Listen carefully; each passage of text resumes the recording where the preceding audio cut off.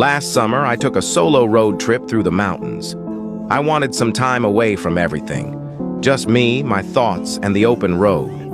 I was driving late one night when my car started sputtering and eventually died.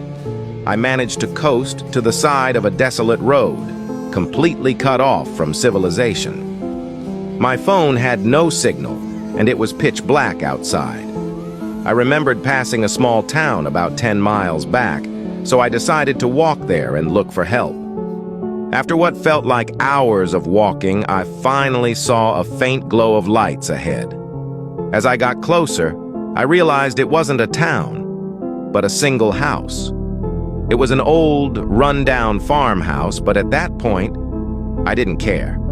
I just needed a phone. I knocked on the door, and after a moment, a middle-aged woman answered. She looked startled to see me, but eventually invited me in. The inside of the house was even more decrepit than the outside. The wallpaper was peeling, and the furniture looked like it hadn't been touched in decades.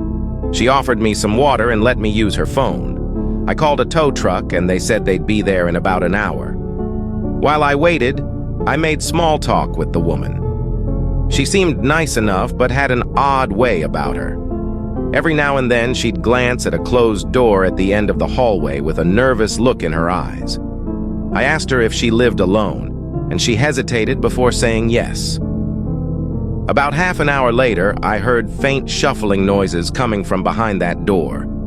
I asked her if she was sure she was alone. She laughed nervously and assured me it was just the house settling, but her eyes told a different story. Follow for part 2.